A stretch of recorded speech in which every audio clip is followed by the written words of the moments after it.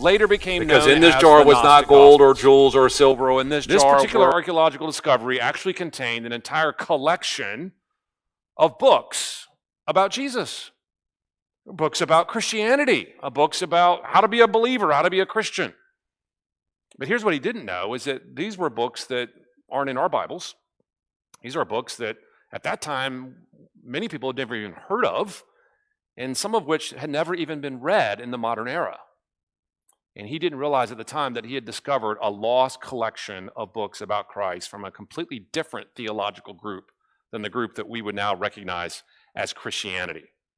And at the center of that collection, probably the most notable book in the whole bunch, is one that's become famous ever since, known as the Gospel of Thomas.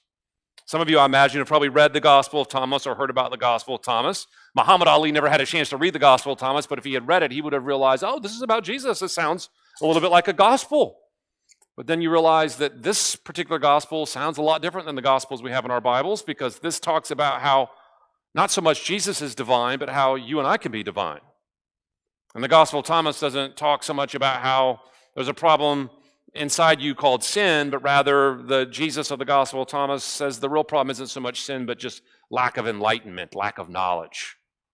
And so the Gospel of Thomas actually turns out to be a radically different version of Christianity.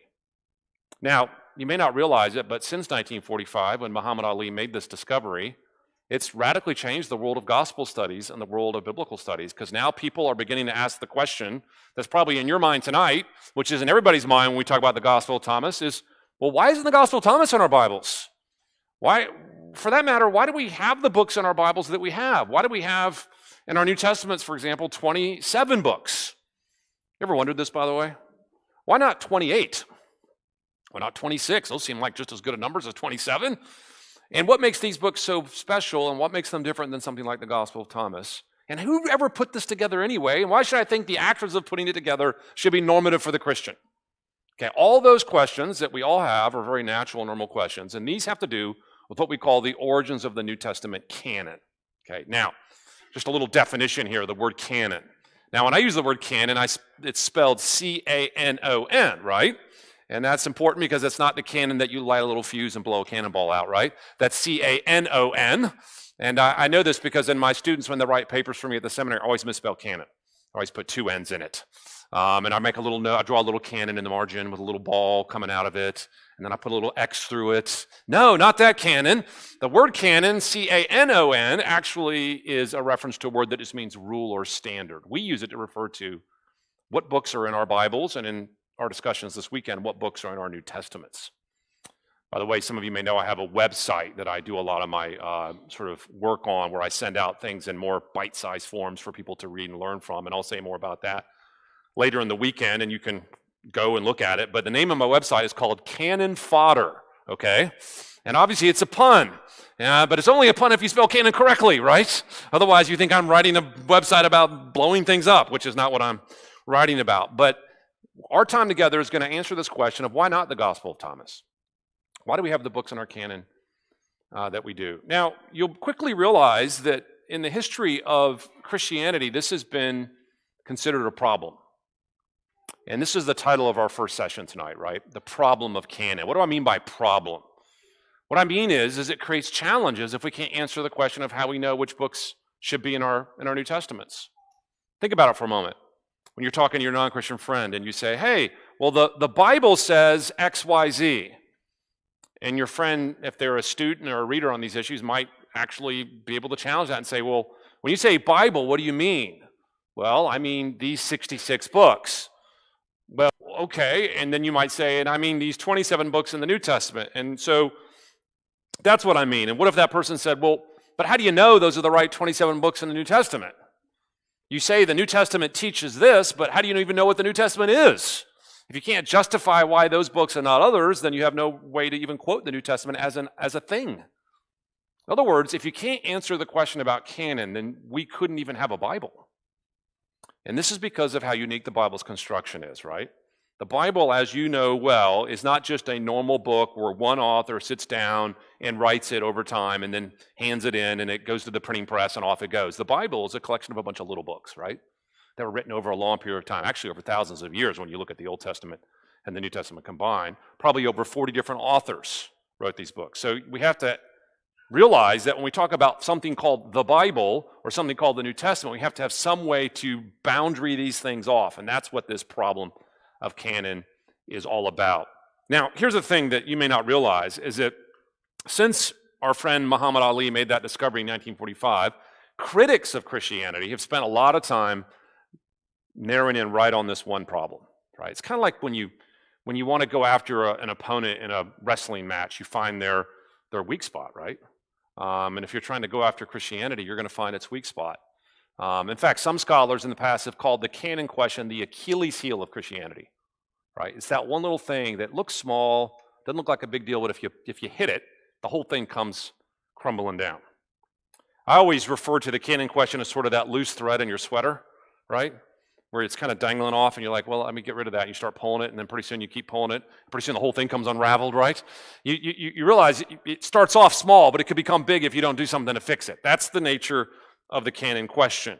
And in this first time together tonight, my goal is simply to help you realize why it's a problem. And I want you to realize that the reason it's a problem is not because of what I've already laid out, but because the problem is being fed by several things going on in the modern world today, in the modern academy. So part of what I want to introduce you to in this first talk is a few things happening that are feeding and creating this problem of canon more acutely.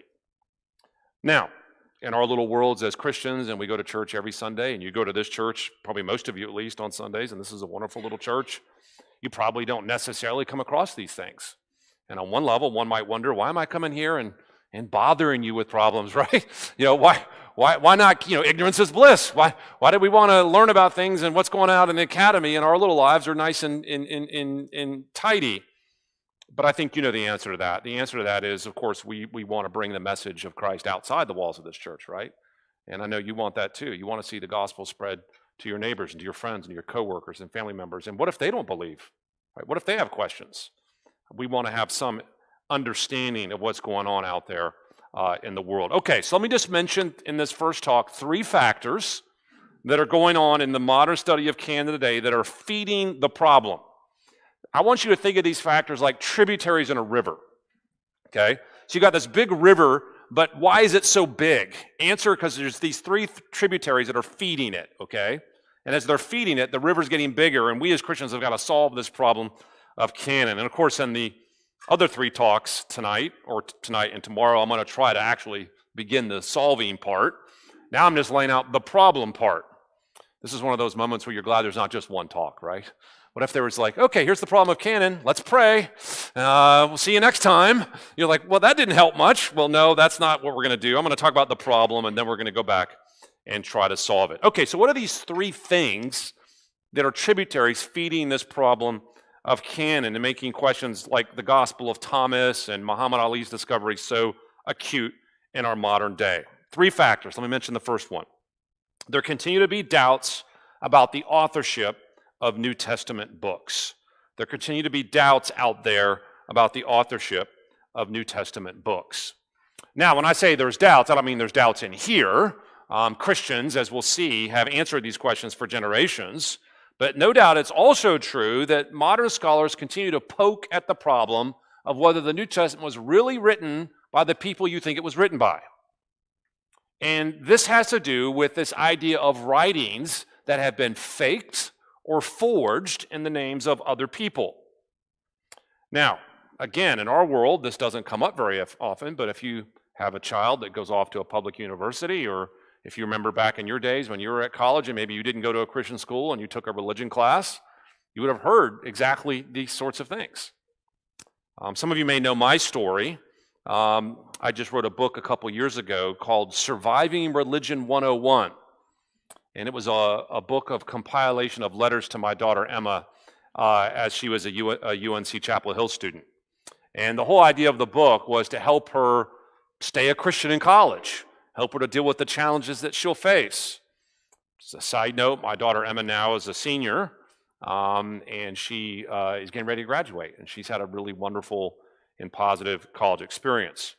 But in the middle of her college experience, she ran into a lot of the same challenges I ran into in my college experience. And in the opening of that book, Surviving Religion 101, I tell what happened to me.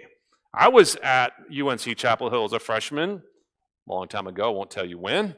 And when I was there, I found myself in a religion class. And it very quickly became apparent that the religion professor was very much lecturing with an eye towards evangelicals. You could tell he was talking, almost like he was talking to people who professed Christian faith. And it became pretty clear after a while that he could relate to us. And they said, you know, I used to be like you. I used to believe what you believed. And then I discovered that he went to Moody Bible Institute. And then I realized he graduated from Wheaton College. And then I realized that he grew up in an evangelical youth group and at one point professed faith in Christ.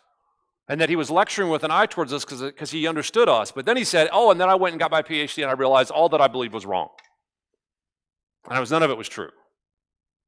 And he told his story about what changed his mind. What changed his mind is he began to realize that the New Testament was filled with forgeries. Books that were not written by the people that we think they're written by. Now, there I was as a freshman in this religion class thinking to myself, what is happening, right? Here I am as a Christian. I got to be able to deal with that. I got to be able to answer that. If you don't know, that professor's name was Bart Ehrman, which, if you know who that is, he is one of the most widely published critics of Christianity today, now written well over 30 books, and is probably one of the most famous critics of the Christian faith. Now, when I had him as a student, he wasn't yet famous, right? And I didn't know who he was going to be. I just knew that he didn't like Christianity and was attacking it all the time. And one of his major attacks was this exact first issue, which is, were these books really written by the names attached to them? In fact, Ehrman just came out, and this was more recently, with a whole book on this. Here's the title of his book. Forged, Writing in the Name of God, Why the Bible's Authors Are Not Who We Think They Are. It's a pretty good title, I must say. One thing I've learned over the years is that if you write a book critiquing Christianity, you sell a lot more copies. I know this because I write books not critiquing Christianity, and those don't sell all that many copies. But I often thought, well, maybe I should just write a book critiquing Christianity and then make a lot of money and then later say, I didn't mean it. That was just a big, ruse. But Ehrman has written many books critiquing Christianity, and this one sold a lot of copies. What does he argue in the book? He argues in the book that most of the New Testament was written by people that we don't even know who they are. There's probably about 7 letters of Paul that are really from Paul, and the rest of Paul's letters, 6 others, are from forgers. Peter didn't write 1 Peter, Peter didn't write 2 Peter, James didn't write James, John didn't write John, Matthew didn't write Matthew, Mark and Luke are made-up names. And basically, about 20 of the books in the New Testament are either written by who knows who, or certainly not the names attached to them. Now, you can see how that feeds the problem of canon, right? I'll say more about this tomorrow, but why do you think a certain book belongs in the canon? One of the reasons you think it belongs in the canon, or at least you should think this, is because it was written by someone who has the authority to speak for God, right? Not everybody has the authority to speak for God, right? I don't have the authority to speak for God, not like the New Testament writers did. Pastors speak with a level of authority, but not with the same authority as Paul. Why do we think that the New Testament books are the right books? Well, because they go back to apostles, okay? But what if you found out they weren't written by apostles? What if you found out they were written by someone lying and pretending to be an apostle who wasn't? I bet you'd have quick doubts about whether that was a book that should be in the canon. So according to Ehrman then, we shouldn't have 27 books in our canon. We should probably have about 8. And of course, even those he doesn't think really are inspired. And you can see how the canon question then is fed by this first tributary, right? Doubts about these authors. Now, we're not going to have time this whole weekend to rebut each of these individual claims, right? I'm sort of bringing up these problems. We don't have time to solve all of them. I spent a lot of time in my classes at the seminary rebutting a lot of Ehrman's arguments. I can tell you this, that many of the claims that we don't know who wrote these books, I think, are made on very poor arguments, often relying on stylistic arguments that I find very unpersuasive. And this idea that you can tell who an author might be or couldn't be based on stylistic differences and changes. I look back at some of the stuff I wrote, I'm like, you wouldn't know that was me I could write 2 different things in a span of a week, and they would look very, very different depending on the audience and my mood and what I was trying to accomplish. There's all kinds of problems with the stylistic arguments. One other thing we've learned too since the beginning of these discussions is that a lot of the New Testament books were written with the help of scribes that would write for you, okay? And we think there's probably a reason that those would have affected the style and the flow of books. In fact, many of Paul's letters, he actually names his scribes. Peter names his scribe Silvanus in 1 Peter. It's interesting how we know that they wrote with scribes. In the ancient world, when you wrote a book, it was very, very rare that you would have held the pen in your hand and written it. Extremely rare. Even if you were educated, even if you were fully literate, the people who would write would often write through what would be called an amanuensis, a secretary, a scribe, someone who would write it down on their behalf. Even Paul, who was very educated, used one of these. And we would expect that those scribes would have had some impact on stylistic issues. Okay, so that's the first tributary. Let me mention a second tributary that you should know about that's continued to feed this problem of canon, and that is the discovery of more apocryphal books, more books outside our New Testaments. And here's where I want to define the word apocryphal. I've already defined the word canonical as the books in our Bibles, right? The word apocryphal is a book we use to refer to books outside our Bibles that kind of look like the books in our Bibles but never made it in, okay? So by the way, there's lots of books outside our Bibles, right? You don't need me to tell you that. We're talking about ancient books, though, that look a little bit like the books in our Bibles but didn't make it in, like the Gospel of Thomas, okay? That would be considered an apocryphal book. The word apocryphal just simply means hidden, okay? It's also the word we use to refer to the books that Roman Catholics have in their Old Testament. That's the term, the Apocrypha, is used from time to time to refer to that. But we're using the term here just simply to refer to these other books like the Gospel of Thomas. Here's what you may not know. In the last 100 years, roughly 120, most of the so-called lost books of the Bible out there have been discovered and uncovered in the last 120 years. There was a few before that, and we knew about many from patristic sources. Church fathers would actually talk about books, but we didn't actually have copies of them. You may not realize this, too, that the Gospel of Thomas was known to the early church. Did you know that? Irenaeus mentions it, and he mentions it negatively, and he condemns it. But we never had a copy. What's happened in the last 150 years, then, is that we have begun to find in the sands, mostly in Egypt, copies of so-called lost Gospels and other kinds of writings. I don't presume for a moment that you took the time to read this overly long biography here in your little bulletin, and please don't bother reading it now, but I did my own PhD work under Larry Hurtado at the University of Edinburgh on an apocryphal gospel, a lost gospel.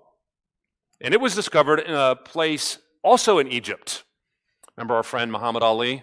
He was in a place called Nag Hammadi, Egypt. The place that my little manuscript was found is even in a bigger archaeological site in Egypt called Oxyrhynchus. Now, here's the fun thing about a weekend like this. You're going to learn new terms, right? You've already learned a number of them. Now I'm going to give you the biggest one of all, Oxyrhynchus, okay?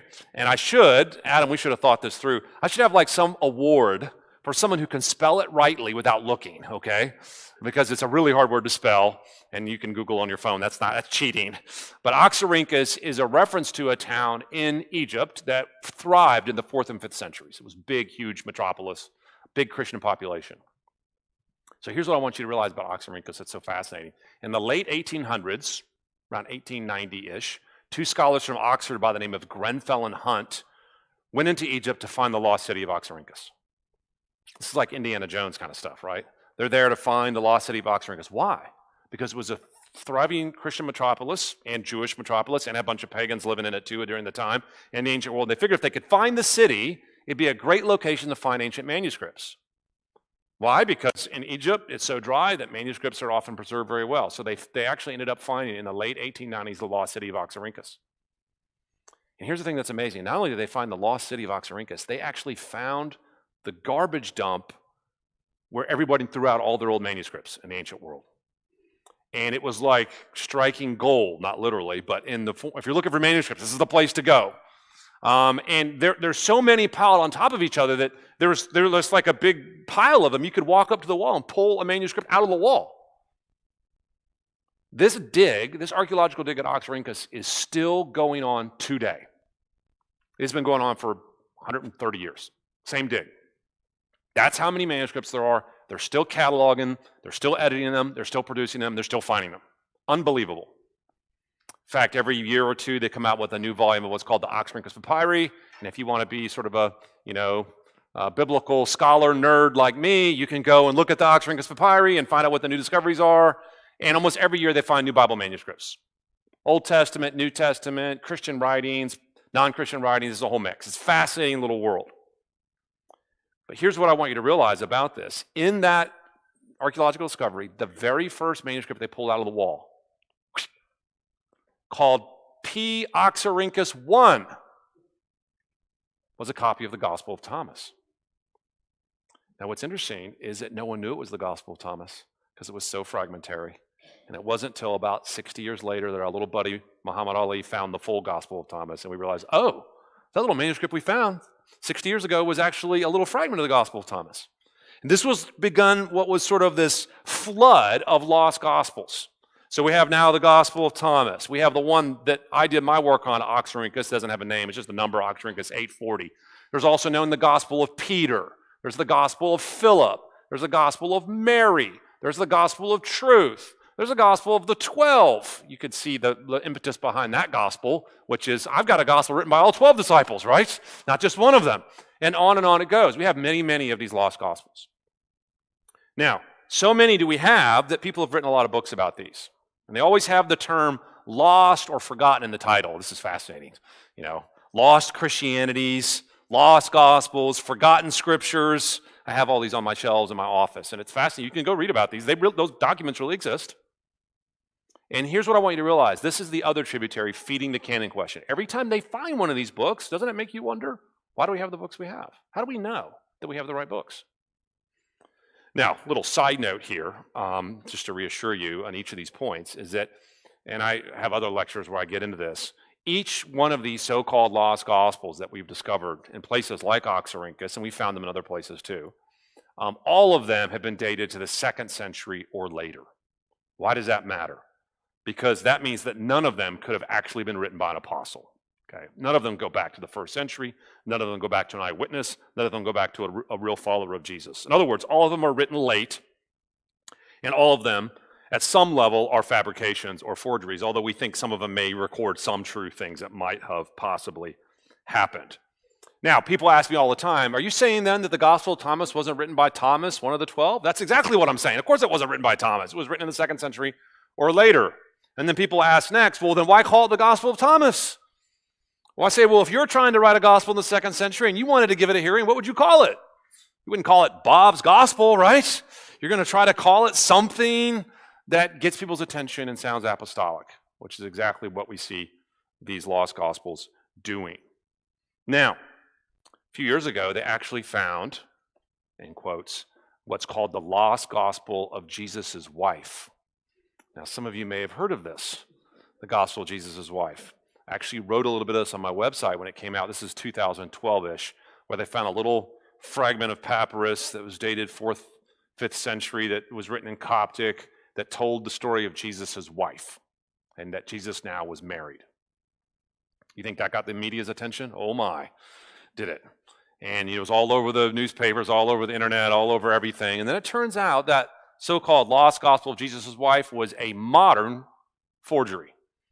It wasn't an ancient forgery, we have plenty of those, but a modern forgery. Turns out they traced it back to some guy in Florida who actually faked it and ended up fooling some of the very finest paleographers and papyrologists in the world.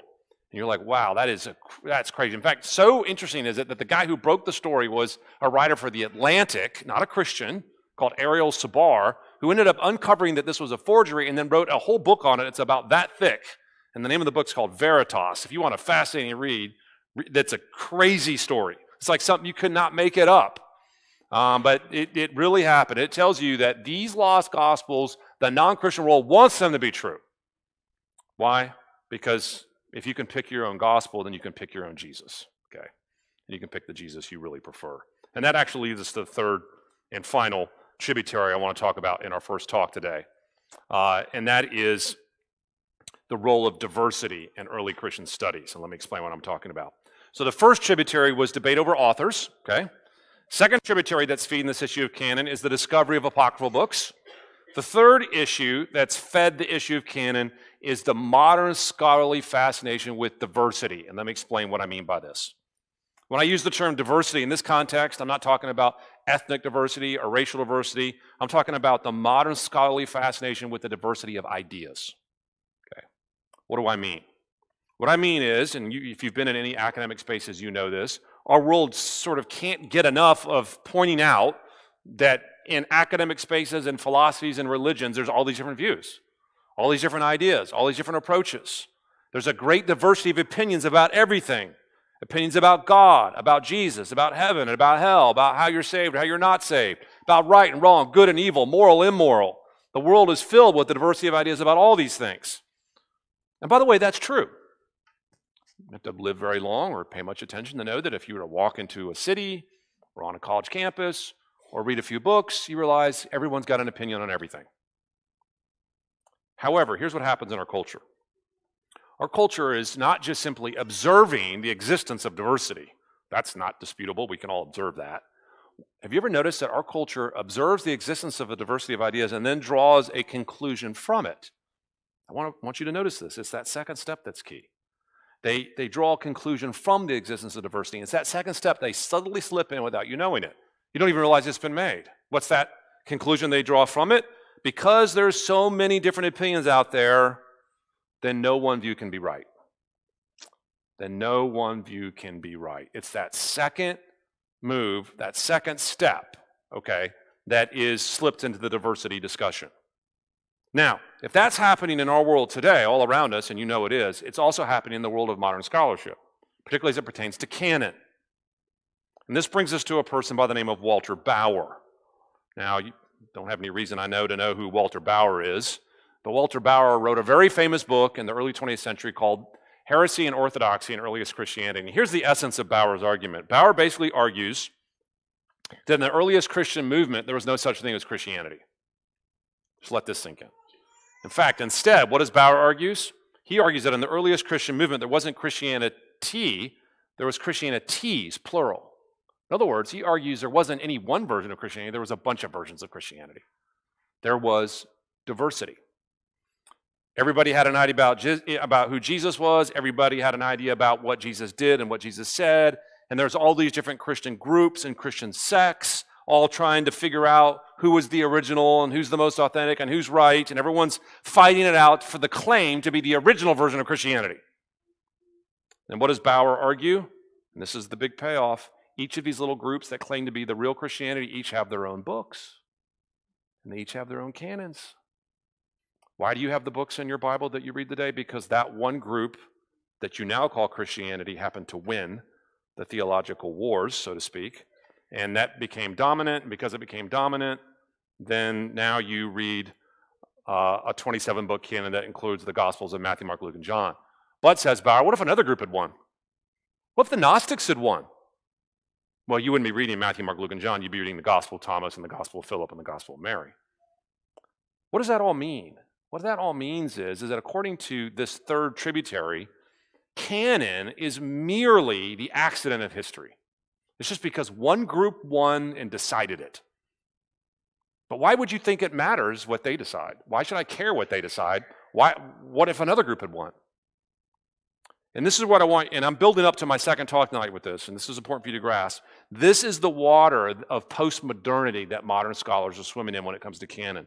And they figure that if they can just show there's a lot of disagreement out there about canon, then no one canon can be right, all of them are equally right, or all of them are equally wrong, and that books have no more merit than another book. It's just that one book's got in because of the accident of history, and one got left out because of the accident of history.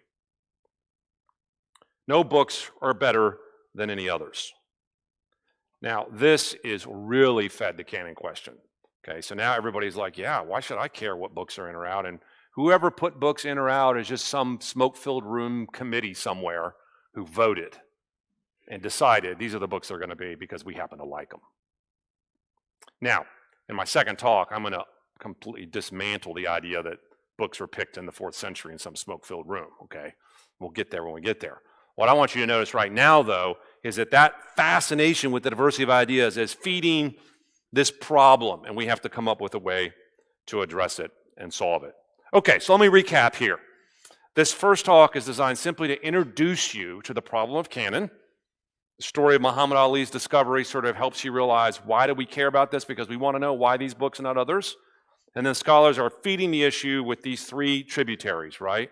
Doubts about whether the books are really written by who we think, more and more discoveries of apocryphal books, these lost books out there that are continuing to be found. And by the way, they'll find more, trust me. I don't know if they'll be genuine or not, but they'll find more. And then thirdly, this fascination with diversity in the study of early Christianity. Okay, one of the things I think we built in here, Adam, you can help me, is you want to do a short Q&A after each session? Is that how you want to do it? Yeah? Okay. So this room may be small enough not to need the mic, but I'm going to let you guys figure that out for the recording. Okay. And I'll try to repeat the questions either way. But yeah, so here's an opportunity for you to ask questions, make comments about this first session, and let me encourage you to do it. I love Q&A time. I think it's the most fun, actually. I tell some churches, I'll just come do Q&A. How about that? No talk. Just go straight to Q&A. I think that's always the most interesting time, regardless. So if you have a question, just put your hand up, say it, and then I'll repeat it for the recording, and then we'll go ahead and start going down that path. Yes. Yep, that's you.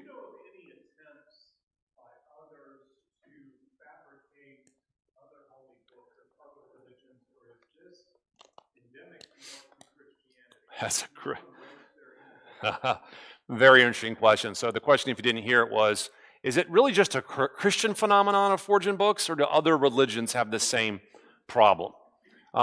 That's a very interesting question, and I think there's a number of different layers to answer it. First of all, it's not a distinctively Christian problem. In the ancient world, people forged books all the time, okay? And we know this in secular spaces, right? So, for example, one of the earliest sort of medical doctors or philosophers by the name of Galen, Galen, second century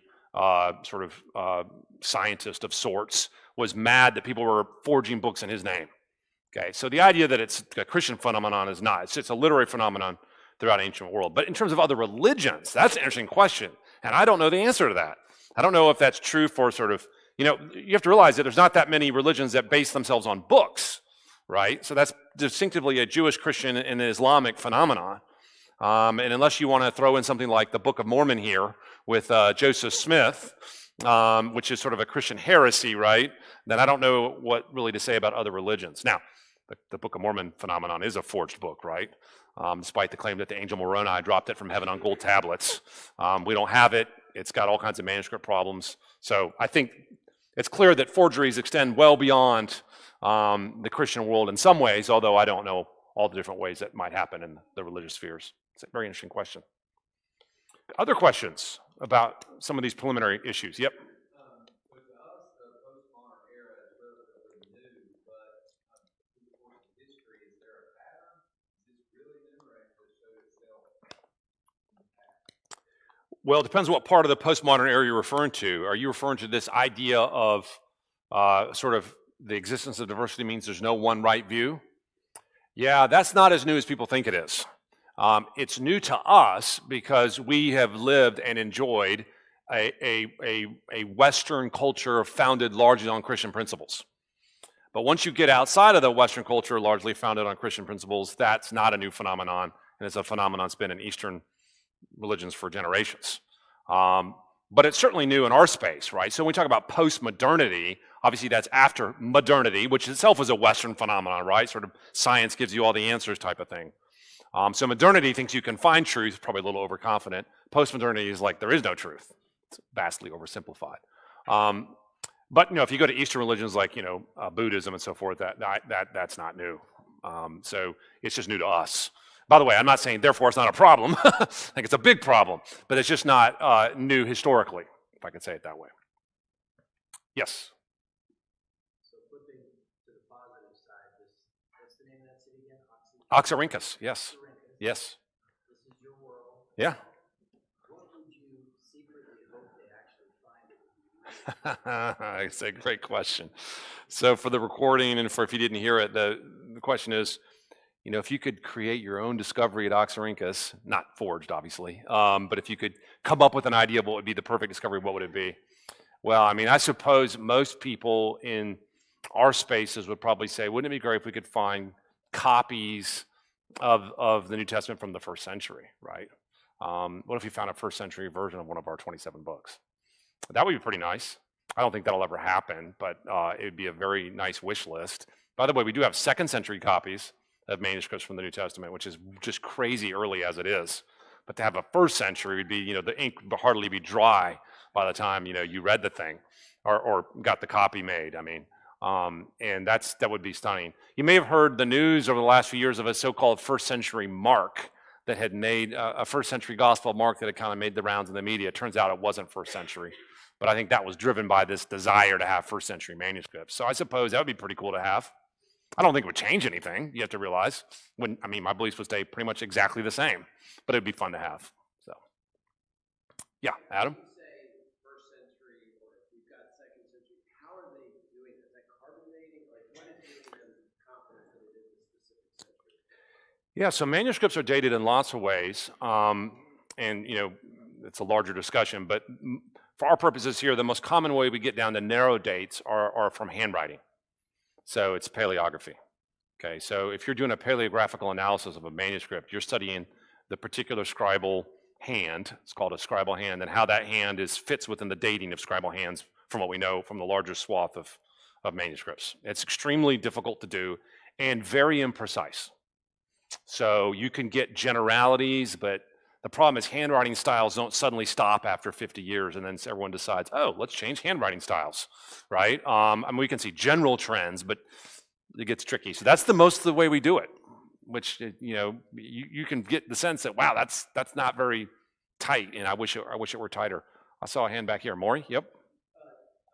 The Gospel of Thomas was by Muhammad Ali, found in one port, one place, but Mhm. then portions of Gospel of Thomas were found somewhere else. Yep. Give just a 1-minute explanation for maybe folks in the room who we don't actually have the original authorship of any of the Gospels. Maybe you're going to get that later. Mhm. What does it mean to make copies? Yeah. Yeah, so in the ancient world, if you wrote a book in the ancient world, obviously that book was written by hand, right? You didn't sit down on your laptop and write it in the ancient world. And then if you wanted to quote unquote publish that book, it had to be sent into distribution. And the way that was done is that copies were made. So scribes would make copies of the book, and then copies would be made of the copies, and copies would be made of the copies, and the book would spread throughout the ancient world. By the way, every ancient text does that and operates that way. That's not just a Christian issue. That's everyone in the ancient world has to deal with that. So whenever you have an historical account, a written document, usually you have a copy of it. You don't have the original that the author actually wrote. So when Paul wrote Romans and actually wrote the first version of Romans, we don't have that. In hardly any document in antiquity do we actually have what are called the autographs, the original versions of. Now, before that throws you into any kind of panic, it shouldn't, because that doesn't keep us from knowing what the text said, because we have so many copies of the New Testament, and that's not really our discussion this weekend, because that's more about textual transmission, not canon. But we have so many copies of our manuscripts that we can compare them and contrast them and see if and how they change, and be very confident about the original wording. So, and so that's true in the Gospel of Thomas too. So here's what's interesting, you may not know this, is we have so many thousands of copies of our New Testament, more than really almost any other ancient text. Just in our Gospels alone, we probably have north of 2,500 copies of our Gospels in terms of manuscript copies. The Gospel of Thomas, we have a grand total of 3, okay, just to put it in perspective. And by the way, we're only talking about copies in Greek, because that's the original language for both of them, right? So if we want to talk about copies of the New Testament outside of Greek, the numbers go astronomically higher, because now we're talking about Latin and Coptic and Syriac and Armenian and Ethiopic and so on. So yeah, it gets totally better. But if you just stick with Greek, we still outpace everybody. By the way, all 3 copies of the Gospel of Thomas in Greek were found at Oxyrhynchus. P-Oxy 1, and then these numbers don't mean anything to you, 654 and 655 were the 3 Thomas copies. And they're all very fragmentary and very limited. We didn't know what they were until our buddy Muhammad Ali in 1945 found the full version of it in Coptic. Yes? So a lot of scrolls or writings that were found in Egypt, and part of that was Yep. they've been preserved well. So what would be the span of regions that canon or scrolls people have thought might be canon? Where has that all been found? Yeah, so almost all our manuscripts are the ancient Near East as we know it. So it would be, obviously, Egypt would be a large part of that. Up into Palestine or Israel, we found a good number. So for example, the Dead Sea Scrolls were found in Palestine on the shore of the Dead Sea in one of the many caves on the northwest corner of the Dead Sea. By the way, the discovery of the Dead Sea Scrolls, I always tell my students this and they think I'm making it up. Literally, the Dead Sea Scrolls were found by a shepherd looking for lost sheep. Just let that sink in. He was looking for lost sheep and hiding potentially in the caves of the Dead Sea because that's where you get shade in the hot summer. And the shepherd was throwing stones in there to try to rustle them out, and he heard pottery break and went in to investigate. So, but we have them all within that range. Now, later manuscripts we have in lots of places. Okay, so once you start going Middle Ages, we got them in Europe, we got them in England, we've got them all over the place. But ancient, we're talking pre-5th century, we're almost all in the A&E belt. Yes? Old Testament, the selling, the Canon, Old Testament, they have the same problem. We talk about New Testament, but how would you contrast similar and different? Well, they're similar in some ways, but it's its own story. And, I'll come back some other weekend and do Old Testament canon if you want. The short version is that there's good evidence for thinking that when Jesus began his ministry in the 1st century, that the Old Testament canon was pretty much established and settled, okay? And so really for Christians, the only thing we have to think about going forward is, well, how did the New Testament come to be? Because Jesus affirmed the Old Testament structure, as did the apostles, by quoting it, by affirming it, and by talking about it. That doesn't mean they listed out all 66 books, of course, but it does give us the seeds we need to do to put that together. Okay, I think we have time for one more before our break. One more question before we close this out. I saw a hand over here. No? Good. Adam, instructions on the break? You want me to make up some instructions? 15 minutes, lots of charcuterie. We're back here, I guess.